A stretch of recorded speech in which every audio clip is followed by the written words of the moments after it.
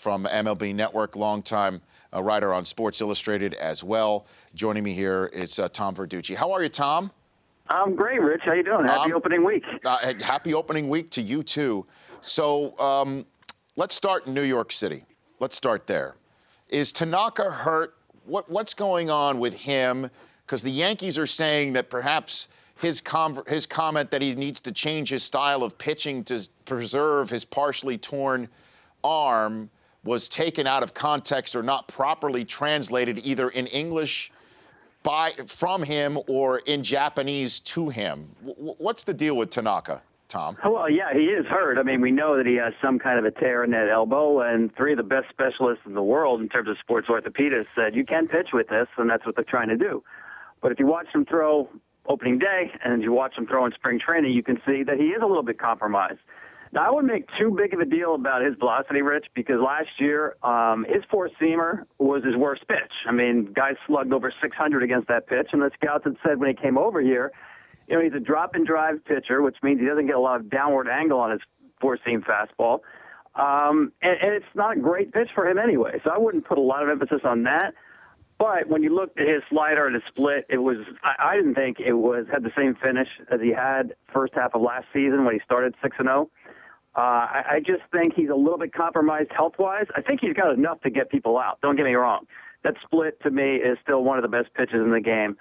And my question would be is, without a good four-seam fastball, which you want to show at least top of the strike zone so that not everything is knees and below. You want to change it up for a hitter a little bit. How effective can he be? Can he be dominant? I don't know that he can be dominant. I think he can be good. Tom Verducci joining me here on the Rich Eisen Show. What about Verlander? What about Justin Verlander in Detroit, where he's expected to go on the disabled list later on today? What do you think his injury and how long that might last could be from what you're hearing, Tom? I think it's just going to be a short period of time, Rich. It doesn't sound like it's a big deal. Cramping in the triceps area. Good news, not elbow, not shoulder, which is really good news.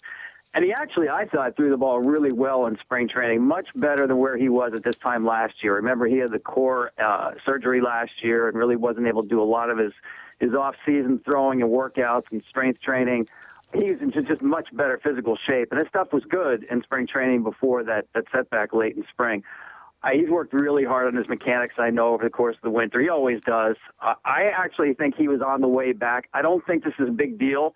I think he's going to be fine based on what he showed. I'd be more concerned about a guy like Matt Cain, who's got the flexor tendon in the forearm, the tightness there. That is, to me, that's a red flag generally with pitchers. Obviously, I'm not a doctor, but when you hear that, it makes you think about elbow, whereas Verlander, I think, is something he can get through here in a couple of weeks.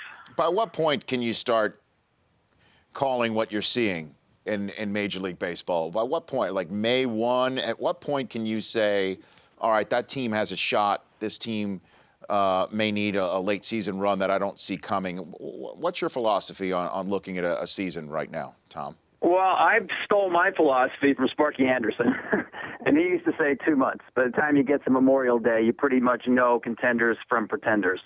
And I think a lot of general managers look at it that way, too. Put a team together in the winter, let it play out for a couple of months, generally 3 months. But 2 months, I think you're pretty much at that point where you reevaluate your team and you say, okay, let's start thinking about whether we need to add here, and maybe we are more or less than what we thought we were when we built this team in the offseason. So to me, it's 2 months. Normally, I don't ask a guest, Tom Verducci, to fill in the blank, but I'll do that here. By Memorial Day, Josh Hamilton will be blank. What do you think? Rehabbing on his way back. I think it's going to take a while here. I think physically, shoulder-wise, they originally were talking about April, then that got slid to early May. I just think now, I don't know how much he's been doing physically. He has been training in Texas and rehabbing the shoulder. But, obviously there's a little bit of a strained relationship between the club and Josh. I just think they're going to go very, very slow with him. I'm not sure that we'll see him back on a major league field, but at that point I would think he should be doing baseball activities and at least maybe going down to the minor leagues, getting prepared to get some at-bats. And he's going to need 3 or 4 weeks of at-bats before we see him in the major leagues. Well, what is the nature of the strain between Hamilton and the Angels? Do the Angels feel like they were sold a bill of goods? Do they feel like that this is the lack that he's not going to be disciplined will end up costing money for the team? What is the nature of the strain, Tom? I got to be honest with you, Rich. That's a great mystery. I really don't know. I think the Angels caught a lot of people off guard with, how stringent and how strident their comments were when the arbitrator came out and said he is not subject to discipline. It's very rare that you see a club come out, and a player especially in this kind of a sensitive situation, and have anything critical to say about the player, and of course the process as well. So I'm not sure where that comes from, Rich. I mean, if the Angels think in any way they were getting out from under this contract, I don't believe that. I mean, I can't think of the last time anybody got out from under a contract in Major League Baseball. So I don't think it's, hey, we're upset now because we thought we were getting off the hook for the money here. I don't think it's that. I don't know what it is. It's a good question. I think in time, maybe we'll get answers to that. But clearly, to me, it looks like the relationship between the player and the club has been damaged. Tom Verducci, MLB Network, joining me here on the Rich Eisen Show. Your MLB Network colleague Peter Gammons was on last week and said, even if somehow, some way, Pete Rose is allowed to be put on a Hall of Fame ballot, he does not believe Rose would get enough votes to get into the Hall of Fame based on the way voters would view his reinstatement. Where do you stand on this subject, Tom? To me, it's a question of whether if he does get reinstated by the Hall of Fame, because I'm not sure baseball's ever going to bring him back in a full capacity. And the Hall of Fame, as you know, Rich, they basically, when Pete was 1 year away from being on the writer's ballot, they changed the rules specifically to keep him off the writer's ballot. And let's go back to when he was thrown out of the game, or at least agreed to the permanent suspension. Bart Giamatti, the commissioner at the time, was asked, what does this do about his Hall of Fame candidacy? And Giamatti said nothing. He said, we don't get involved in that. That's going to be up to you, meaning the baseball writers. Well, it never got to that point. The Hall of Fame interrupted the process, and it never got to the writers.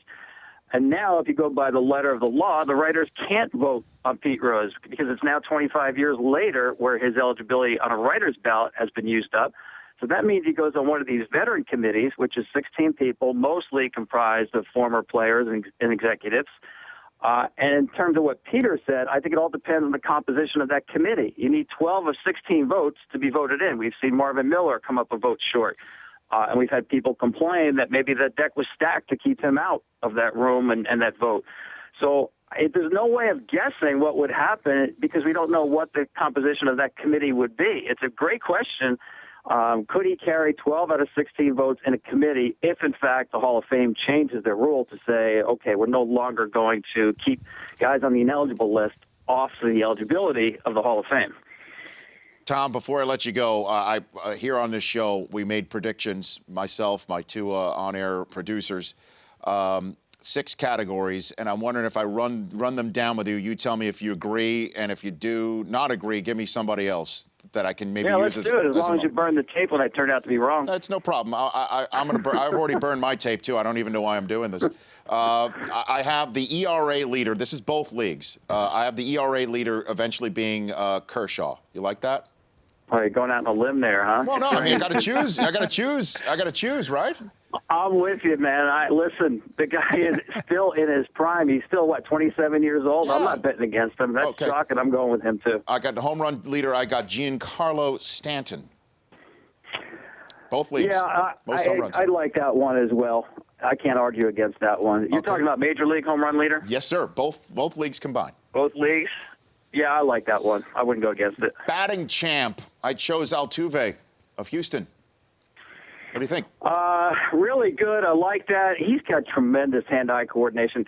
I'm going to throw out a little bit off the wall here. Starling Marte. A huge second half last year with Pittsburgh, and I really like him this year. All right. The AL MVP, I chose Pujols just for, old time's sake. What do you think? You know what? I will say this, Rich. He looked great in spring training. Even Don Baylor was saying the ball was jumping off his bat like it didn't last year at this time.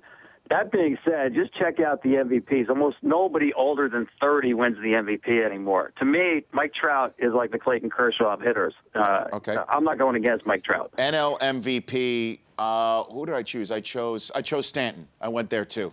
I doubled down. Yeah, it's a good one.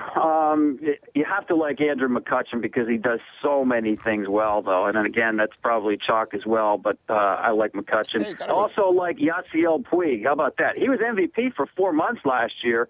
If he can just play solid baseball for 6 months, he can win because I think they'll win a lot of games. And then I took the Indians versus Nationals in the World Series with the Nationals taking it all down. I like the Cleveland Indians. I really like that pick. Love their starting pitching. I got to be honest with you. I've been on the Nationals the last couple of years, so I am off the Nationals. Okay. I'm going with the other super team in the league, which is the Dodgers. I have the Dodgers over the Indians in the World Series. Tom, you're the man. I hope to have you back on soon. Congrats on another Emmy nomination. Hey, thanks, Rich. Anytime. Always a pleasure. Thanks. You bet. That's Tom Verducci of MLB Network. The Rich Eisen Show, weekdays at noon Eastern. On Audience.